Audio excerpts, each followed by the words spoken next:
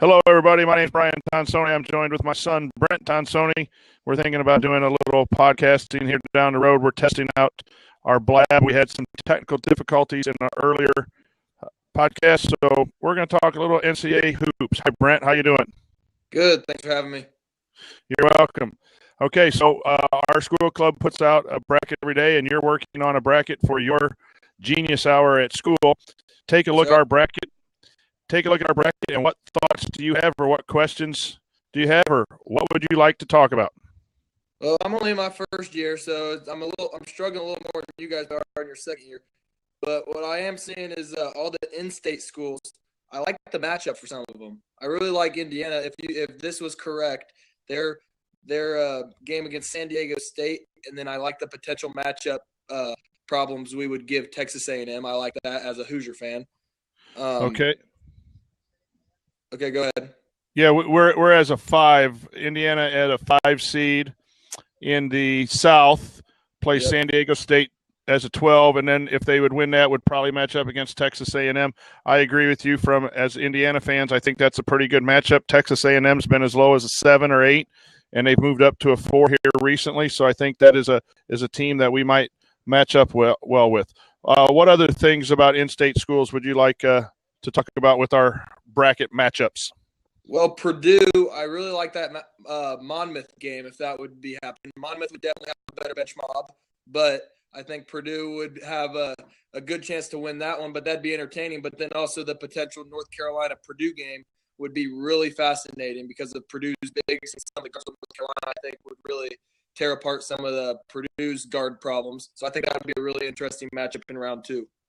Yeah, we all know how you feel about Purdue, but yeah, Purdue-Monmouth, bench mob, great team to watch.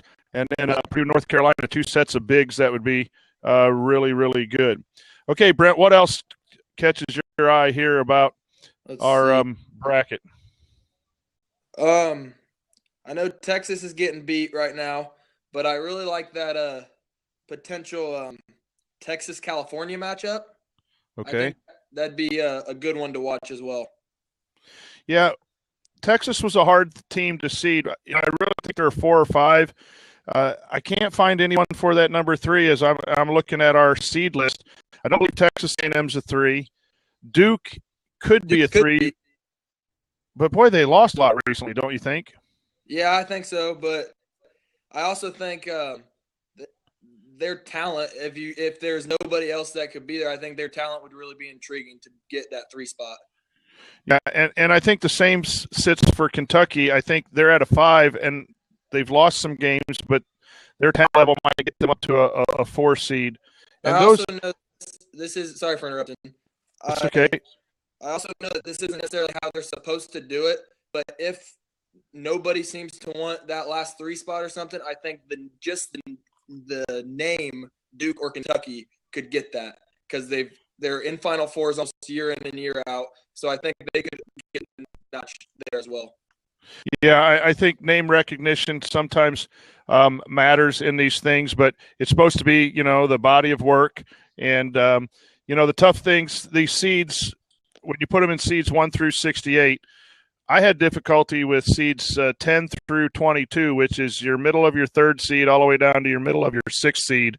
Mm-hmm. And you can make arguments to move this team above this team and another team below all the way. So if you see a team on our bracket 3, 4, 5, or 6, I think they're very, very similar. Some teams might be a little stronger than others, but it's really hard to tell a difference. This year has been a fun year for college hoops in that everyone has been kind of together. Yeah, and I think Purdue has a 6 seed because they've struggled of late, but I see them. They just beat Maryland, who we have as a 4. I think they can compete with almost anybody in that 3, 4, and 5 range as well. Yeah, and I wouldn't be surprised if Purdue wins against Wisconsin and wins a game in the Big Ten tournament that you don't see them move up to a 5 or a 4 seed. So that'll be interesting to watch. Go ahead.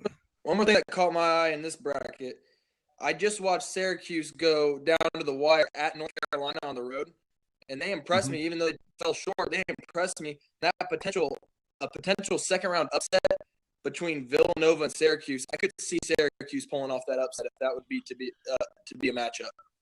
You know, Brent, I think a lot of people are expecting an 8 to beat a 1, a 7 to beat a 2, and even your 10, 11, 12 seeds like a Velpo or someone may be pulling off an upset in a year of parity of even teams. I think you might see an 8 or a 9 beat a 1, and Syracuse is always a tough matchup, as unfortunately we know from a few years ago. Go ahead. That zone gives people fits, like the Hoosiers. Yeah, a 2-3 zone if you're not hitting your outside shots, Syracuse. And they've played better with Coach Boeheim. He was suspended for 9 games, and short of a couple of losses recently, they've played a lot better. I will tell you this, Brent, too. When you turn your head that way and talk into your phone, it's a lot better. When your head is like watching TV and talking, it gets a little choppy. All right. Okay. Yeah, so make sure your head's turned that way. Okay. Let me ask you about this. Wisconsin, about 6 weeks ago, was 9-9 out of the tournament if we were to do brackets, right? Now we have them sitting at a 7 seed. Lenardi has them as an 8 seed. What do you think of the Badgers? I like Wisconsin a lot. I think they struggled with the Bo Ryan change to Greg Gard. I think they really struggled, but I think Nigel Hayes and Bronson Koenig are really leading them right now. And I think they are a team that nobody wants to see right now because I think they are one of the hottest teams in the country. Hey, let me ask you about Dayton. Dayton had a top RPI for a long time, and they've gone on a streak of 2 or 3 losses here. You've seen their seed go from maybe a 3 all the way down to a 7. I think Dayton is one of those teams that you don't want to see if you're a 2 seed, because I think they're better than what their resume is, and they've just lost a few at the wrong time. What do you think about the Dayton Flyers? Especially if this matchup were to happen, Xavier versus Dayton, if this bracket was correct. And Xavier, although they beat Villanova, they also got destroyed by Seton Hall. So I think Xavier is one team that's really a threat to make a deep run, but also a threat to lose to Dayton in that second round. Okay, let's talk double-digit seeds. I was going to ask you who you think your biggest upset could be, because you know there's always one or two. Biggest upset, as we have it bracketed here, you always look at 12-5 games. You also look at 11-6 games for your upsets. I would probably say of the 12-5, I think St. Mary's, who's winning the West WCC Conference, the BYU Gonzaga Conference. They beat Gonzaga twice. Iowa has struggled. So I think you look for an up-and-coming team with a struggling higher seed. And then the upset special will be a team like Arkansas Little Rock, who has the best record in the NCAA with only 3 losses. I think you look for that. So those would be my 2 12s. I could also 11 seed Valpo. Shout out to my cousin playing women's basketball there next year. I think they could beat Arizona if that matchup happened. We're going to be Valpo fans coming up, aren't we? Oh, yeah, no doubt about it. Great if you're a women's basketball fan. Yep. So, I kind of like Valpo as a potential team to maybe break out. Vanderbilt could potentially make a run. They were really promising at the start of the season. They started to tank a little bit of late. I do think that Vanderbilt is someone that could pull off 1 win. I'm not sure they can pull off 2 or 3 wins. Where do we have them here? I know I put them in. Playing Dayton, and we already talked about Dayton. You know, a Dayton-Vanderbilt matchup, I can see. You know, there's another, Brent, when you look at 7-10 games, a lot of times the 10 wins, I don't know that there's really that much difference. But, I could see Vanderbilt beating a Dayton. What other South Carolina, Pittsburgh, both those teams have been struggling lately. Texas Tech, Wichita State. Here's a question. Is Wichita State going to get in if they don't win their conference? I'm not sure about that one. A lot of people are saying Gonzaga and Wichita State, normal teams that make the tournament, may not make the tournament if they don't win their conference tournament. Yeah. I'm not sure on them. I I like some of their players a lot. I saw them beat IU and go to the Sweet 16 last year, upsetting Kansas in the second round as well. And they made that Final Four run a while back, but still the name is intriguing. They're not in a big conference. I give them a chance to win the conference tournament, but that is a good question because their resume doesn't look that good either. Their resume is not very good, but they have the Van Vliet and Baker kids at guard. Yeah. I think they're capable of winning 2 or 3 games, even though their resume is not there. If they get in, they could make a deep run, though. Yeah, I do too. I think from experience, I honestly believe that if they lose in the conference championship, Wichita State probably will get in that large, simply because the bubble is so weak this year. You have teams with 10, 11, 12 losses being considered. I think if Wichita State makes it to its final in the conference tournament and loses, I think they'll get in that large. I hope they win the conference tournament because I would like to see the Shockers in, and I think they're a team that, as we saw last year from the 7 spot, went to the Sweet 16. What else? I have another thing I just noticed here. It has to do with in-state teams again.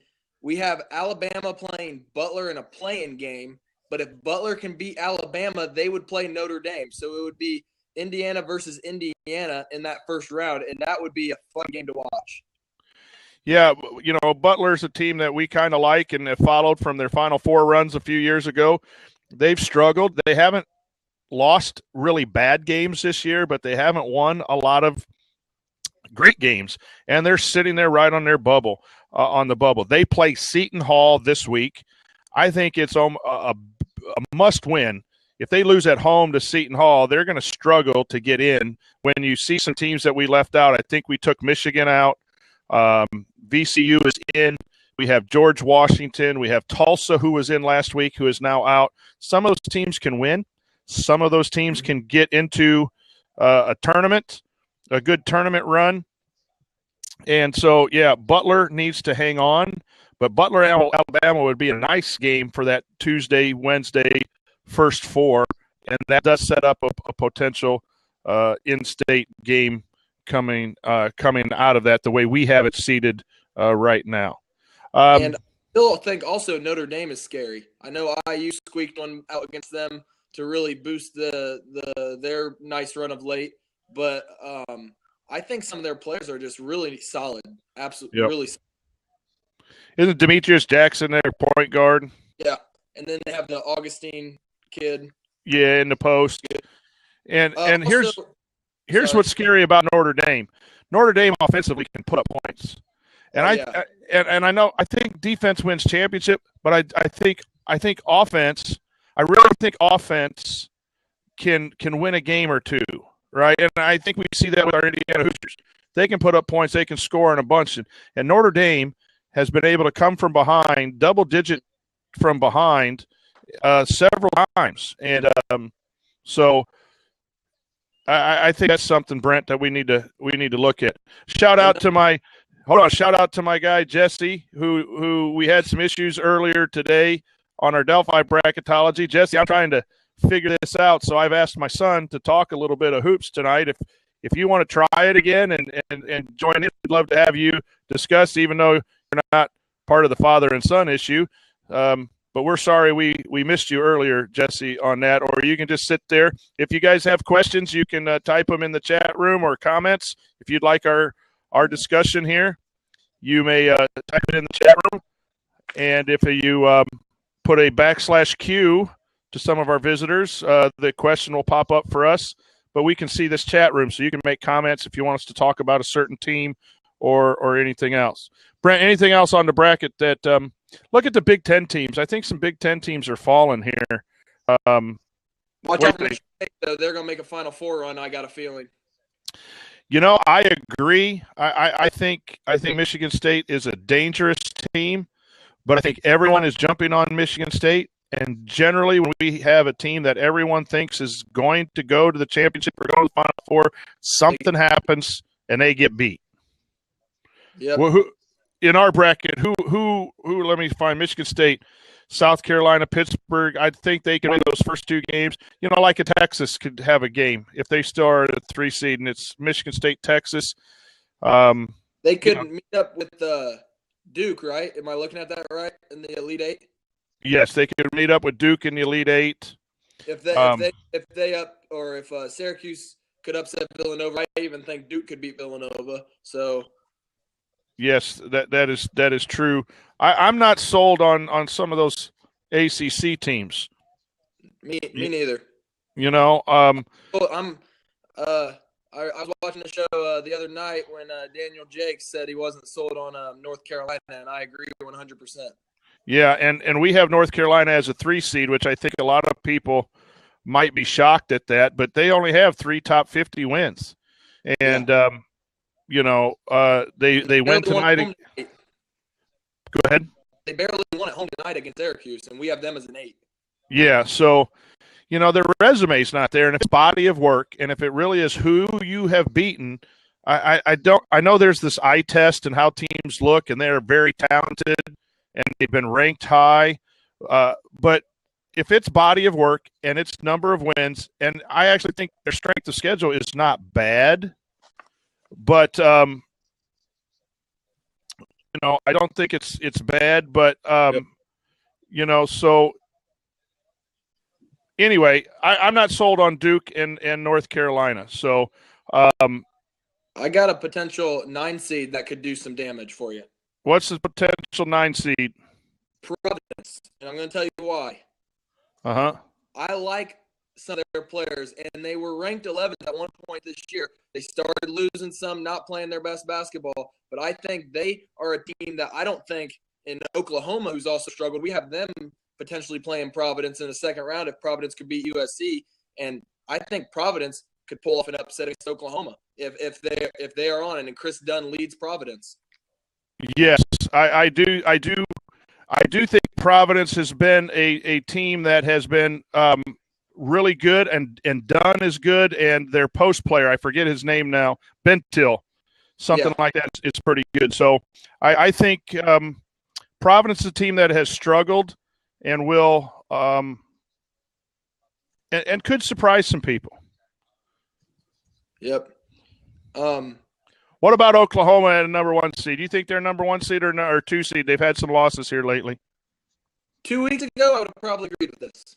No doubt, no question. When I watched them play, I don't know how long ago it was, in that triple overtime loss to Kansas, I was like, they're one of the better teams in the country, even in a loss. But he'll love that guy. He is a heck of a player. I think they are really solid. I think they could make a run.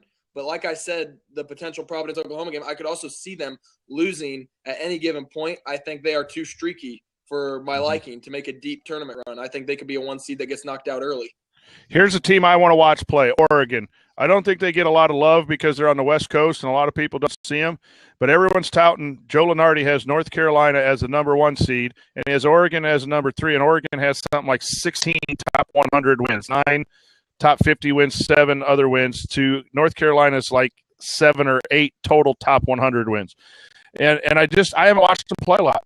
But if you look at total body of work, I think Oregon has to be a number 2, not a number 3. I don't think they might be good enough to get a 1, but I think that team might be able to do some damage in the tournament. I agree with that. I like Oregon. I like their resume.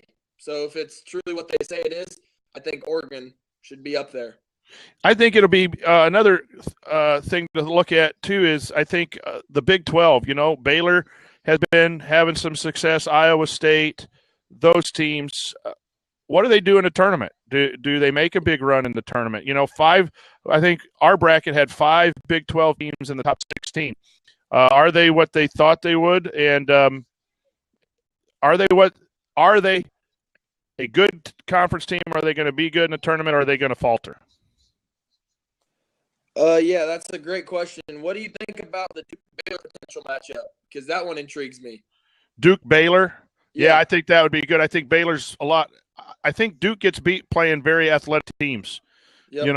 I don't think their athleticism is typical Duke, and I think their depth will hurt them in the tournament. We have a question here from my buddy, my main man, Jesse. We got to get you on here, Jesse. You have some good thoughts. Thoughts on Iowa's recent skid? Yeah, go ahead, Brent. Take that away.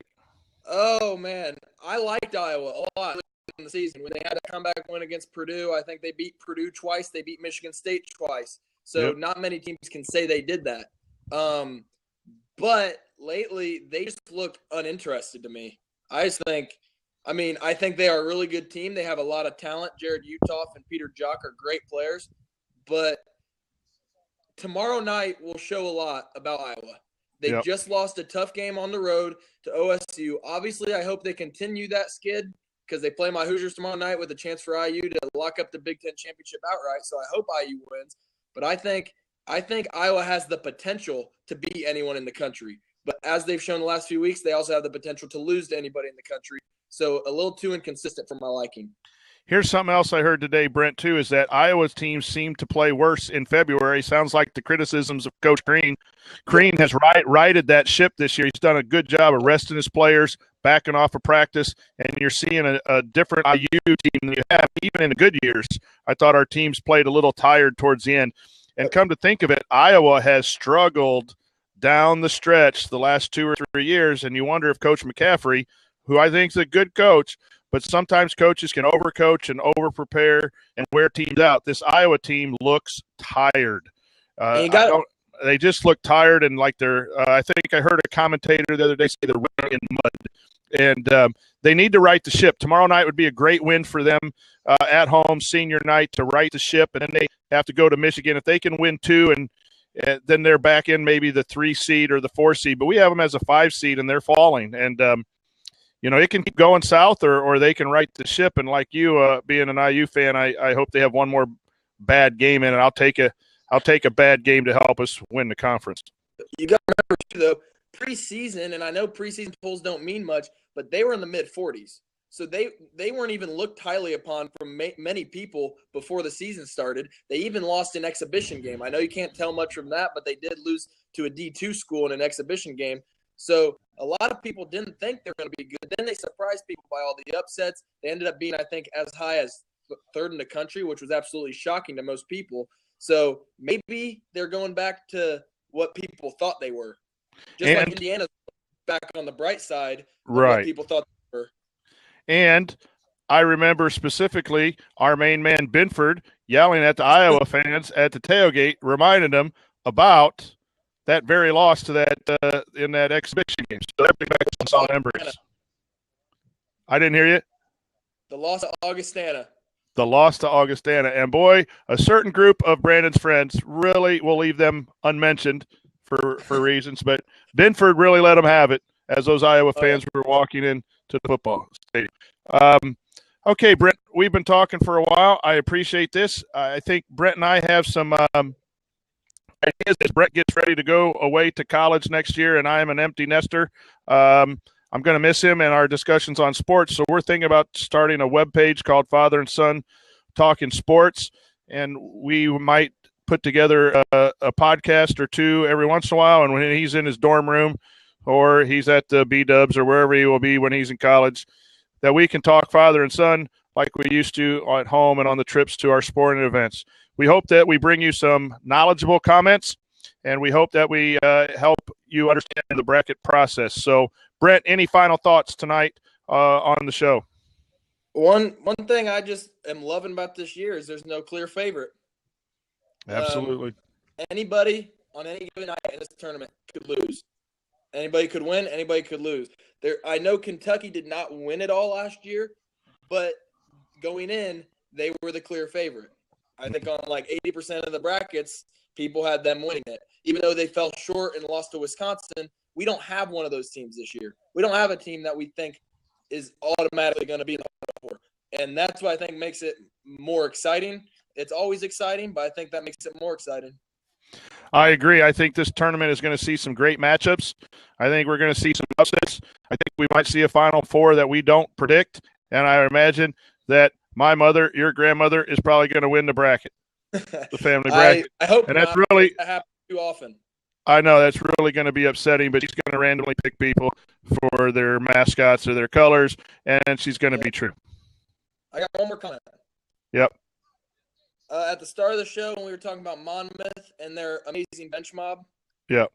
if whoever's listening out there wants to check out one of the best high school bench mobs in the state, come to Fountain Central tomorrow and hopefully Friday and Saturday and check out the Rossville bench mob as we take on Covington in sectionals tomorrow. And we do wish Brett good luck in his sectional championship quest. We're a proud father of the bench mob captain over there. So this is Brian Tonsoni signing off for Brent Tonsoni. This is the first edition of Father and Son Talk Sports, actually Father and Son Talk Brackets. We look forward to bringing you more shows on a somewhat regular basis. We will see you from Delphi, Indiana. Have a good evening. Peace.